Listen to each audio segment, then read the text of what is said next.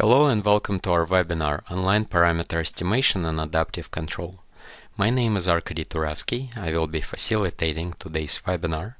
The main presenters will be Arda Ozdemir and Rong Chang from our Controls and Identification team.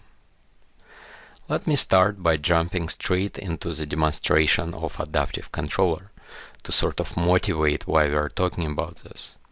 In this case, we want to control continuous third tank reactor. This is a common controls problem in the process industry where plant dynamics can be changing quite significantly from one operating region to another. Let's jump into a Simulink model. In the Simulink model, we modeled plant dynamics, shown in this blue block. It has three inputs, U1, U2, and U3. U1 is a fixed value that is not changing during the simulation. U2 is a disturbance that affects the plant. We want to reject the effect of this disturbance by designing our controller in an appropriate way. We can measure this disturbance. U3 is a manipulated variable, so as you see, it comes from the controller block. Plant has two outputs. The second output is not really something that we are interested in, but the first output is temperature, signal Y here. We're adding some measurement noise to make the simulation realistic, and that's what we feed to our controller to close the feedback loop. Our controller also receives a reference signal that we want the temperature to follow, and it knows about the disturbance, because in this case we can measure it. So it's using some feed-forward control to reject it. Now the reference profile for the temperature is a ramp from low value to a higher value. In this case, we start with a controller that's not an adaptive controller. It's a more traditional controller that is designed at a single operating condition, specifically at a low temperature, the initial value that our reference starts from. Because the plant dynamics is changing quite significantly during the transient, this controller designed at a single operating condition cannot effectively deal with significant changes in plant dynamics. Let's run the simulation to see that. Let's look at the results. Here we see a few lines. The yellow line is the reference trajectory for the temperature. As I mentioned, it starts from a lower value and ramps up to a higher value. The magenta line is the measured temperature. As we can see here, our controller is not doing a good job in tracking the reference signal. And this is happening because the plant dynamics is changing significantly during the transient. In fact, in this operating region, the plant is unstable. The cyan line that we see here is a manipulated variable, the value that controller commands, and the red line is a measured disturbance. So as we see, the controller designed at a single operating point is not very efficient. Of course, you could try designing a controller at a different operating point, for example, the higher the final value of temperature. But if you try to do that, you will see that still it wouldn't provide a good performance during this transition. So let's now look at a different model where we implemented an adaptive controller. Okay, here's that model. You see that the blocks on the left look very similar to the model we just looked at. We still have a plant model with three inputs. We have the controller block, but the one difference that you will notice is in the controller block is that in addition to the measured temperature, reference signal, and measured disturbance, it has one extra input for the model. Now this model that we estimate online comes from primarily this green block here. So let's look at the inputs and outputs of this green block. So the inputs are basically plant inputs and outputs. So that's what you see here, inputs and output. In our case, plant inputs that we are measuring are the manipulated variable U3 and the measured disturbance U2M. So the two signals here, and the plant output is the measured output YM. So that's the signal that you see here. We do some packaging and data manipulation with those signals, and we pass them to this block that performs online parameter estimation.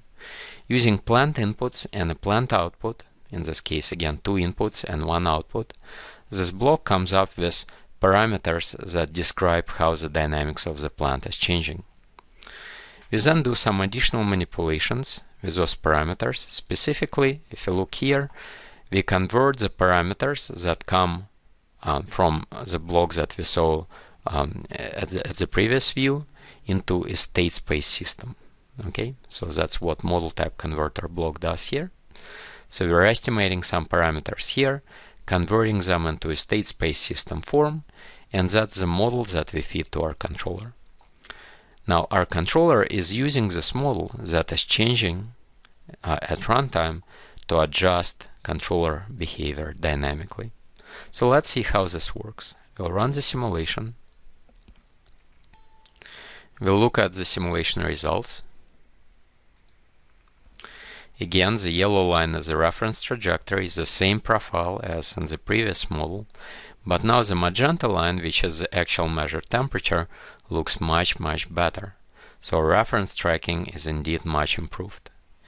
And again, the sign is manipulated variable, and we have exactly the same measured disturbance profile. In addition to this plot, I also recorded the parameters of the plant that are coming from this block that is doing online parameter estimation. Let me open Simulation Data Inspector to take a look at some of those parameters. Here we will see various different parameters that we're estimating, and if you look at some of them, you will see that they're changing during the simulation. And so these changes basically are capturing changes in plant dynamics and are letting us to adjust controller behavior dynamically during operation of the plant to provide good reference tracking. Now let's go back to the presentation.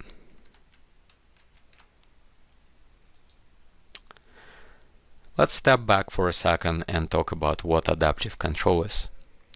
At the heart of any adaptive controller there are two core capabilities, and we saw them in our example. One capability is online parameter estimation. You need to be able to detect how plant dynamics is changing online. And once you know how plant dynamics is changing, you need to be able to adjust controller behavior to adapt to the changes in plant dynamics. And that is done by the control law that can adapt to the changes. So again, you see here in this diagram that the online estimator gets plant input U and plant outputs Y and produces parameter values that describe how the plant dynamics is changing. Now the controller, in addition to getting the error signal between the reference and the measurement, is also getting those parameter values from online estimator and is using those parameter values to adjust how it computes the manipulated variable or variables U. So in the webinar today, we'll talk in quite a bit of detail about these two capabilities, online parameter estimation and adaptive control law. Arda will talk about online parameter estimation, and Ron will show you how you can develop an adaptive controller. Now it should be said that there are many approaches that can be taken to design an adaptive controller. Gain scheduling is a very common example of an adaptive control where you detect changes in the operating condition and you schedule controller gains according to how the operating condition is changing. There are also other schemes such as small reference adaptive systems and many other schemes out there as well. Now today in this webinar we are not trying to give a comprehensive overview of all the different ways to implement adaptive controllers. We just want to focus on one particular implementation that is available out of the box with the capabilities that we currently ship in our products. So with that, let's start with talking about online parameter estimation capabilities, and I'll invite my colleague Arda Ozdemir to start talking about that. Arda? Hello everyone, I'm Arda Ozdemir and I will give you a little more details about the online parameter estimation capabilities we have today. Some of you may be more familiar with offline parameter estimation and offline system identification. Therefore, I would like to start with a comparison of online and offline estimation. Offline estimation is where you just run your process, gather your data, log it, and then you go back to your PC or tablet and process the data later to come up with parameters or your system model. In contrast, in online estimation, what you do is you process your data as it becomes available while your system is operating, typically using the processors that are embedded on your system. Here in this block diagram on the left, we see a very typical implementation of online estimation. In orange, you may have your process that you are interested in observing, whose dynamics will be changing over time. And then you take its input and output signals, you take these measurements and then do some pre-processing, just like in offline estimation. This step may consist of removing some outliers, removing sensor biases, removing trim conditions. After you pre-process these signals, you would feed these into your online estimation algorithm, and then after that, for example, you may have a post-processing step where you may be validating your estimated parameters.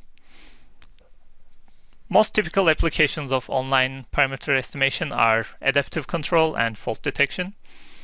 The main goal is identifying changes in the system dynamics as they are happening, and the main reason you would use online parameter estimation is to adapt to operating conditions that are unknown at design time. The current online parameter estimation capabilities we have in system identification toolbox consists of two blocks. The first one is so-called recursive polynomial estimator block. As the name implies, this block estimates linear polynomial models. These are ARX, ARMX, AR, ARMA, OE, and BJ. I will tell you a little more about these model structures in the next slide. Of these model structures, ARX and ARMX models can be estimated with our 2014A release, and the other model structures are available in the 14B release. The second block we have is the recursive least squares estimator block. This is a more general purpose block which can be used for estimating any kind of models that are linear in estimated parameters. This basically implies that the model can be nonlinear in its regressors. This block is available in our 2014A release as well. I would like to provide you a little more details about our recursive polynomial estimator block. First of all, we can divide the model structures estimated by this block into two categories. The first one is time series, where you only have access to output measurements from your system. These model structures are AR and ARMA. The second type is so-called input-output models, where you have access to both input and output measurements from your system.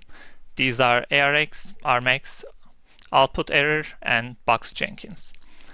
The overall structure of these models look like the equation I have here, where here the A, B, C, D, F polynomials that are in red are functions of the delay operator Q. Yn is the measured output at time n. U n minus k is the input at time n minus k, where k represents a time delay, and then En is unmeasured disturbance signal. Each one of the model structures I was mentioning estimate a subset of these polynomials and assume that the rest of the polynomials are just one. For instance, the ARX model structure consists of estimating the AQ and BQ polynomial coefficients.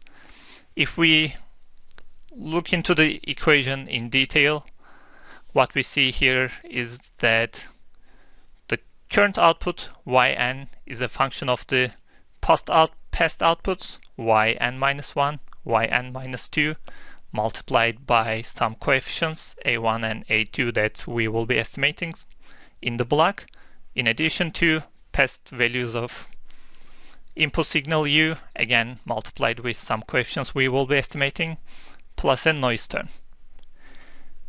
If these model structures are not very familiar to you, in the system identification toolbox, we provide a model type converter which takes these parameters and then converts it to state space matrices. In addition, the output error model structure, which basically estimates the B and F polynomials here, can be considered as a transfer function estimation. I would like to talk a little bit about the underlying algorithms for the estimation of these model structures. Since there are multiple model structures, a natural question is to where to start with. On that front, the initial answer would be based on your application. If it's a time series problem or an input-output model kind of problem, it would be AR or ARX. The main reason is that the estimation of these model types, the underlying estimation problem, specifically a recursive least squares problem, is a convex problem. That means the algorithms have global convergence. This implies that regardless of the initial parameter estimates you provide to the block, after sufficient time, the estimation algorithm will converge to the global optima. So that removes partially the concerns about guessing the initial parameters. The good initial guesses are more important for the other model structures because their estimation is done via a method called recursive parameter error minimization, which is not a convex problem. Therefore, where the algorithm converges depends on the initial guesses. And this is even more so important for higher order models. This block provides you a few tools that you can utilize to handle some potential convergence issues online. For example, for validation purposes, this block provides you so-called estimation error covariances, one-step ahead prediction errors, and I will give you more details about validation in the following slides. In addition, with this block, you can, for instance, pause your estimation when your input and output measurements are not good enough, or if there's a convergence to a bad set of parameters, you can restart estimation from any point you may want to start from again. Now I will introduce you our second block, namely the recursive least squares estimator block. With this block, the structure of the estimated model is more flexible. I have one example on the right where the equation shows the current output yn is a function of some polynomial terms of the past input and output values. Here, on the right-hand side of the equation, the terms in black are called regressors, and this is what you provide into the block. And this is what you would implement here in this block in orange. The parameters in red are estimated by the block. A question is how to pick these regressors, and typically these are done by utilizing your domain knowledge. That being said, there are some common functions that are used pretty frequently. Those are polynomials, sigmoid functions, saturation, sines and cosines. These are pretty good basis functions. As the name of the block implies, the algorithm here is a recursive least squares problem, which means, well, it's a convex problem, and if you choose good regressors, that means you will be getting good convergence. Just like the recursive polynomial model estimator block, this block gives you various tools to handle potential convergence issues online. When you are doing online parameter estimation, a natural question is how reliable are the estimated parameters? I will touch on three ways of looking at this. The first one is so-called parameter error covariance estimates. This is an extra information optionally you can get from both of our blocks. To get these, you would go to your block dialog, and then in the algorithm and block options, here I circled in red, these are the optional outputs you can use for further validation.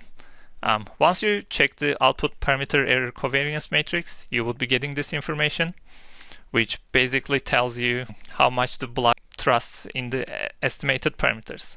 Therefore, the smaller the covariances are, the better. The second thing you can look at is so-called one-step ahead prediction errors, which you get from the block when you check this optional output estimation error checkbox. This represents the error between the block's estimate of the system output at the current time step and then the measured one. Ideally, this should be small, bounded, and it should be wide, meaning the signal should not be correlated with itself. Third way of looking at validation is so-called simulation testing, where I am demonstrating a simple block diagram right below here, where I'm taking the input measurements from my system and I'm taking the estimated parameters from the online estimation block, and then I'm just simulating the model forward in time. This gives a more strict validation result compared to the one step ahead prediction errors, and then in this case again the error between the output measurement and then the output of this simulated system should be small and bounded. I would like to share just a few practical tips at this point. When you are doing your first design, keeping it simple is very important. In terms of choosing a model structure, if you are estimating a polynomial model, AR and ARX are good choices because these are convex problems and the algorithms are globally convergent. In addition, if you are using the recursive least squares block, this is about choosing good regressors. Again, starting simple is a very good idea. The online estimation problem gets much harder when you have high number of estimated parameters. Keeping this low would be a good idea as well. For any other model types, for the polynomial model estimator block, the initial guesses are very important since there's a real chance of convergence to a local optima. And at this point, one idea may be, if you know the initial state of your system, you could utilize the offline estimation capabilities that are available in the system identification toolbox to get a really good set of initial guesses, and then let the online parameter estimation work from that point on. In online estimation, so-called persistent excitation is very crucial, which is basically a condition on the inputs to your system. You may have to implement some extra perturbation signals just to have enough information in the input and output signals to be able to identify your model. For example, simple inputs such as step inputs may not be sufficient to identify more than one parameters. It's a good rule of thumb to only use good data, so therefore you can, or you may need to disable adaptation when there is not enough excitation in your system. The third point is typically online parameter estimation is used in closed loop systems. Closed loop systems can introduce some extra problems. Concretely, if you have a simple feedback controller and a simple model, in presence of closed loop, your controller may make two different systems look the same, therefore your system may not be identifiable. One way to address that is using a time varying or a nonlinear or a high order linear feedback controller. Typically, if it's an adaptive controller problem, then you would be already having time varying or nonlinear controllers, but this is something to keep in mind, especially for fault detection algorithms. I would also like to share a few words of caution at this point. Online parameter estimation is typically mathematically more challenging compared to offline estimation. This is basically because offline estimation has more information to work on, which is all the past inputs, and you can work on them all at once, whereas in online parameter estimation you are working on just your previous estimates and then the recent data. This puts some fundamental constraints on how well you can do in terms of parameter estimation. I think the key takeaway point here is you should be using online parameter estimation only when it's necessary. The second point I would like to say is this is not a push button solution. It requires domain knowledge, careful design of various parameters, and in terms of the validation, typically you would have to do extensive simulation testing. I would like to say this is a very powerful tool, but it should be used when it's necessary. All the blocks and capabilities I've been introducing to you so far, they support C and C++ code generation and PLC structured text generation. This is a very straightforward process and it's as simple as hitting one button, and at this point I would like to show you a video demonstrating this capability. In this video, you'll see How to perform online parameter estimation and fault detection using System Identification Toolbox. To demonstrate this, we will be using this hobby DC motor connected to an Arduino Uno board through a driver. The embedded algorithm running on the Arduino Uno tracks the reference angle commanded to the motor. The algorithm also performs online parameter estimation and fault detection to calculate a fault flag that we see on the scope. During the normal operation of the DC motor, the fault flag is set to 0. However, when we apply a load to the motor, the embedded algorithm quickly determines that motor dynamics has changed and sets the fault flag to 1. When we remove the load, the algorithm detects that motor dynamics is back to normal and sets the fault flag back to 0.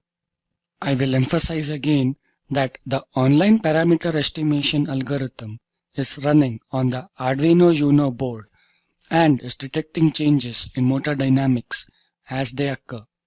Let us now take a look at how we implemented this algorithm using Simulink and System Identification Toolbox. We used the Simulink model and automatically generated code from it to program the Arduino Uno. Let us take a closer look at this model. It has two main parts. The first part is a simple PI controller that we tuned for reference tracking.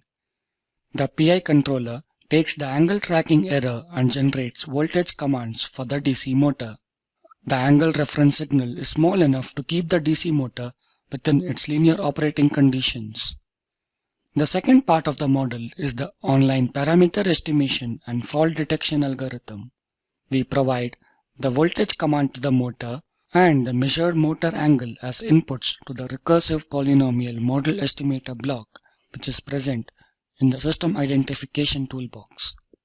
We configured this block to estimate a polynomial model of the DC motor with an RMAX structure, that is, autoregressive moving average model with exogenous inputs.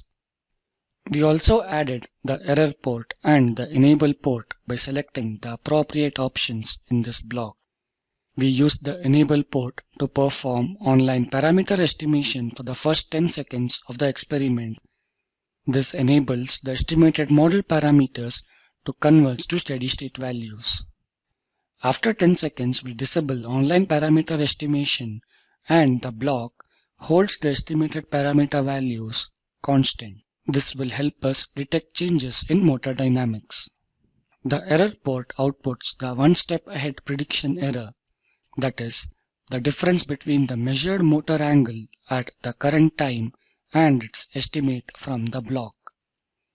We pass this prediction error through a low-pass filter. This filtered signal is the input to the fault detection algorithm, which is implemented using a simple two-state state flow chart. The state flow chart sets the fault flag to 1 when the filtered error is greater than a threshold and resets the fault flag back to 0 after the filtered error is less than the threshold for 10 seconds. The model also sends signals of interest, that is, prediction error, and the fault flag to the host computer so that we can observe the experiment results in real time on the host machine. Let us now generate code from this model and load the generated code onto the Arduino Uno. Once this is complete, let us start our experiment. The scope here shows the one-step ahead prediction error, its low-pass filtered version, and the fault detection flag. By the time we disable adaptation at 10 seconds, the parameter estimation converges and the prediction error is close to 0. When we apply a load, the prediction error shoots up and the fault flag gets set. When the load is removed, the prediction error falls, causing the fault flag to reset to 0. To summarize, in this video we showed how to use System Identification Toolbox to implement online parameter estimation and fault detection on an embedded processor. This concludes the video. At this point, I will hand over the presentation to Arkady Turevsky. Thanks a lot, Arda. So let me try to summarize what we have just seen in the presentation that Arda delivered and in the video that he played. So Arda talked about the capabilities recently introduced in System Identification Toolbox for doing online parameter estimation. He showed you principally two different ways to do it. One using the black box approach, where you estimate a polynomial model that you can then convert to a state space model. This is an approach that you can take if you don't know anything about the physics of your system. And another approach, another block that he showed you, that lets you estimate linear coefficients of regressors. So this approach lets you specify regressors that describe the physics of your system a little bit more accurately. So that approach is more suitable if you have some understanding about the physics of your system. But the bottom line is that there are blocks that you can use straight from System Identification Toolbox to perform online parameter estimation. You have to know what you're doing, of course, to use these blocks properly. You have to test them in simulation to make sure that they will give you the results that you're expecting, but we have extensive documentation and examples helping you to get started with those. And as we just saw in the video, once you test those blocks in a model, you can deploy the algorithm to an embedded processor by using automatic code generation, because these online parameter estimation blocks support deployment through automatic code generation. In this particular video, our colleague Karthik showed you how you can deploy online parameter estimation algorithm to an Arduino Uno, which is a pretty baseline processor in terms of processing power. So these algorithms that we provide for online parameter estimation are not computationally very heavy and can be deployed successfully to processors with low throughput and available memory. Now let's move on to the second part of our discussion. And as I said in the beginning, the second part of the discussion is about adaptive control law. So again, if you look at the block diagram that shows the principal elements of an adaptive controller, now we'll start talking about a control law that can take the parameters estimated by an online estimator and adjust for changes in plant dynamics accordingly. To talk to us about this section, I'll invite my colleague Rong Cheng. Rong?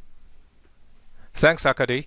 As we mentioned before, there are many areas that you can use online estimation techniques, such as fault diagnosis or parameter estimation. And adaptive control is definitely one of the major areas that you can use online estimation techniques that my colleague Ada just introduced. So in the next few minutes, I will demonstrate how to use online estimation together with a model predictive controller to control a nonlinear plant. So before I talk more detail about the adaptive MPC, let me first just walk you through quickly about what is the model predictive controller MPC is, in case some of you are not familiar with this particular control technique. So the major difference between the MPC and other popular control techniques such as PID and LQR is that the MPC controller itself has an internal plant model to predict the future plant behavior. And with that information, MPC will formulate and solve an optimization problem online at each control interval. So of course, because it has an internal plant model, the model accuracy plays a very important role with respect to your controller performance and the robustness. So if your plant doesn't have a strong nonlinearity or doesn't have a very wide range of operating point, then usually you can implement a single model predictive controller that give you pretty good control performance and robustness. But in some other cases, for example, like in this in this continuous stirred tank reactor. It operates within a wide range of operating points, and it has a strong nonlinearity. In this particular case, you will the plant become unstable during the transition. So that gives you a hint that a single MPC which you design at initial operating point probably won't work during the transition. And that's exactly as my colleague Akadi already showed you at the beginning of the presentation. So one solution, a general solution to solve this nonlinear control problem is to use adaptive controller. So let's look at the way how you can implement. So if you do not have a ability to obtain a linear plant model online, and then you can use the gain scheduling technology to solve this nonlinear control problem. In sense that you can obtain multiple linear plant at different operating point offline, and then design multiple MPC controllers for each of these operating points. And then when you implement them online, you can it's in the real-time control. You can switch controller between those MPC controllers, and depending on where your operating point is. But assumes that you now have the ability to obtain a linear plant model online. For example, you are using the online estimation capability provided by System ID toolbox. Then actually you could use it together with our MPC block to implement adaptive MPC control scheme in our Simulink environment. So in the rest of my presentation, we'll cover how you can do it to control this nonlinear CSTR plant. So in 2014B, MPC toolbox has a major release. There are many new features available, but one of them is the new adaptive MPC block. So from the block diagram, you can see that now the MPC block accepts online model update from your signals, and then it will use that updated information to predict the plant behavior in the future. So the workflow is really simple here.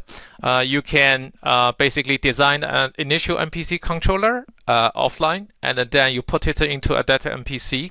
So when your plant's running, and then you can just keep updating your plant model through this model import at runtime, and so the model could come from online estimation block. So let's look at how we do that in this particular application. So let's talk a little bit more about the control objectives here. So the goal of this application is to achieve a good tracking performance of the reactor temperature. So during the transition period, so the reactor temperature profile go from the lower to higher in a linear fashion. So the goal is to make sure the real temperature will follow as close as possible to the profile. So the manipulated variable here is the coolant temperature, and the feed temperature here is used as the measure disturbance. Our MPC block will use a feed-forward control to make sure it will handle this feed temperature disturbance nicely. Now let's look at how we implement the adaptive MPC scheme in our Simulink model. So I would like to bring to your attention the three blocks we use here. So for this particular MPC controller, the internal plant model has two inputs and one output, as we mentioned before. So here you can see we use a recursive polynomial model estimator block to estimate an ARX model for these two inputs and one output. So after we get the polynomial parameters, we will feed them into a model type converter block, which essentially converts the ARX model to a state space model, which is required by the MPC block. And after you feed the ABCD matrices into the adaptive MPC block to its first import port, and then the controller will know what is the current plant model is. It will use it in real time to update the plant information and to implement the adaptive control part. So this is how we implemented the adaptive control in our simulation model. So let's look at the simulation results. So we would like to compare the results between a single MPC controller and the adaptive MPC controller. On the left side, you can see that if you use a single MPC, which is designed at the initial operating point, the tracking performance is really bad, because when the plant transitioning through the unstable mode, the temperature swing wildly, and the tracking performance is really not acceptable. But if we use adaptive MPC, and because we have the correct plant model during the transition, the MPC controller does a much better job to predict the future plant behavior, and then in that sense and give a much better tracking performance. And as we mentioned before, we always recommend people to run multiple simulations that should cover a typical operating range for your nonlinear plant, and with the typical set point changes or disturbances signals you expect. So with multiple simulation, you have more confidence that your adaptive controller will work at any operating points that you expect your plant will run under. In the end, you can basically deploy your MPC blocks together with online estimation blocks through our simulation coder products, and then use them in the real-time application. So before I hand the presentation to Arkady, I would like to show you some parameters we used in both estimation and MPC controllers. So if you look at the recursive polynomial model estimator block, so the initial polynomial coefficients you use here actually derived from the transfer function plant model you obtained when you designed the initial MPC controller here. And in the algorithm part, we used the common filter estimation method, and the noise covariance matrix is 0.01. So as Ada already mentioned, so you need to play with those tuning parameters to make sure that you have a quick and robust convergence during the runtime for the model estimation part. So then let's look at the adaptive MPC blocks. You can see in this block, we put the MPC controller object there. This is the one you designed at the initial operating point. You just enable the measure disturbance comes in, and that's all you need to do. And then the plant will be supplied, model will be supplied through the first import to the MPC block. With that, I will hand the presentation to my colleague Arkady. Thank you, Ron. So let me summarize what we have seen and heard today.